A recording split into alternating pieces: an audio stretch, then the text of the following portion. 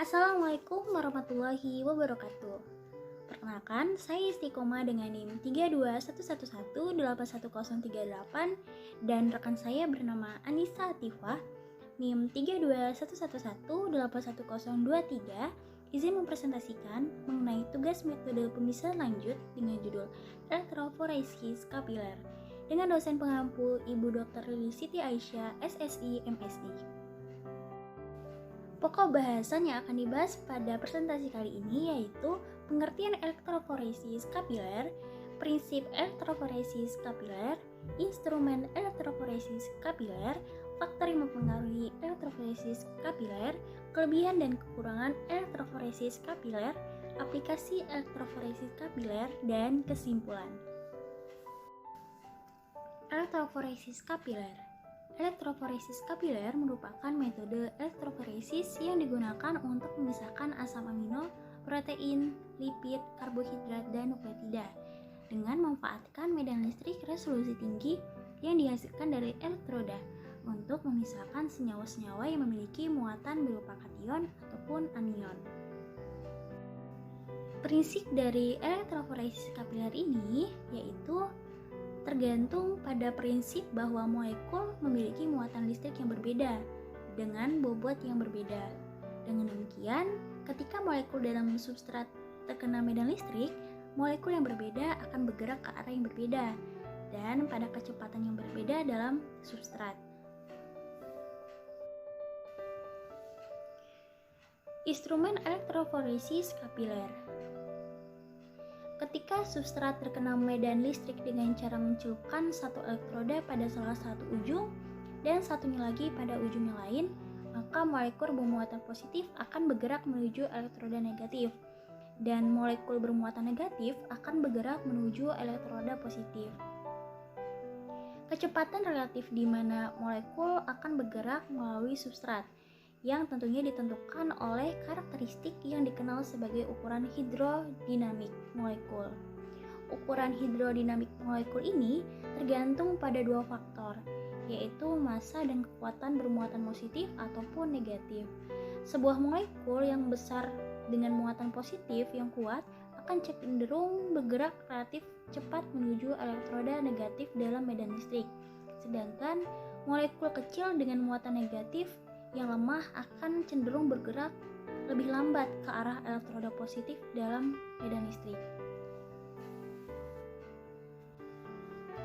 Selanjutnya, setelah substrat di elektroforesis dalam jangka waktu tertentu dan molekul-molekul yang dianalisis telah dipisahkan, maka molekul yang berbeda dalam substrat akan diketahui.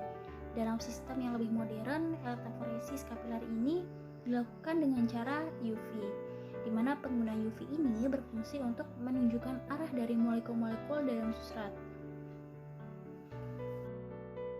Faktor yang mempengaruhi elektroforesis kapiler diantaranya yaitu sampel. Sampel yang akan dipisahkan sangat memungkinkan memberi pengaruh laju perpindahan di tinjau dari muatan, ukuran, dan bentuk molekul. Lalu larutan buffer yang berfungsi untuk mempertahankan pH di dalam medium pemisah dan penyedia elektrolit pada proses pergerakan aliran listrik. Kemudian medan listrik yaitu kekuatan medan magnet yang dihasilkan jika lebih besar dari 10 volume per cm, maka dapat memberikan efek pemanasan yang dapat menyebabkan pada media penyangga terjadi kehilangan air yang diakibatkan proses penguapan.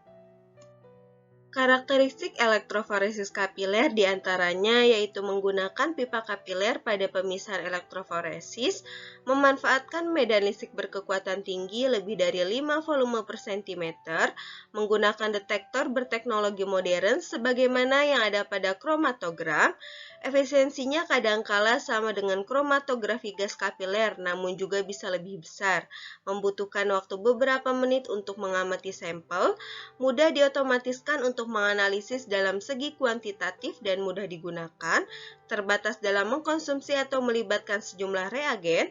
Metode ini lebih aplikatif untuk menyeleksi dalam ukuran luas dibandingkan dengan teknik separasi lainnya. Kelebihan elektroforesis kapiler diantaranya yaitu dapat digunakan untuk memisahkan spesies ion oleh muatan mereka dan gesekan kekuatan dan radius hidrodinamika. Memiliki efisiensi dan selektivitas yang baik, alat yang digunakan sederhana. Sedangkan kekurangan elektroforesis kapiler diantaranya yaitu boros listrik karena memiliki tegangan tinggi dan harga alat yang mahal. Aplikasi elektroforesis kapiler diantaranya capillary zone electrophoresis atau CZE yang berguna untuk menseparasi protein dan peptide. Hasil yang didapat akan dianalisa perbedaannya berdasarkan satu substituen dari asam amino. Kemudian isolective focusing atau IEF yang berguna untuk menentukan PI dari protein, terutama dalam memisahkan imunoglobin, variasi hemoglobin dan menentukan posisi translational modifikasi dari protein rekombinan dan separasi campuran protein. Kemudian capillary gel electrophoresis yaitu pemisahan oligonukleotida dan sekuen produk DNA melibatkan agar polyacrylamide. Adapun kesimpulan dari materi kali ini yaitu metode elektroforesis kapiler merupakan metode pemisahan asam amino, protein, lipid, karbohidrat, dan nukleotida dengan memanfaatkan media listrik resolusi tinggi yang dihasilkan dari elektroda untuk memisahkan senyawa dengan muatan kation atau anion. Prinsip elektroforesis kapiler tergantung pada molekul yang memiliki muatan listrik yang berbeda dan bobot yang berbeda, dan faktor yang mempengaruhinya adalah sampel, buffer, dan medan listrik.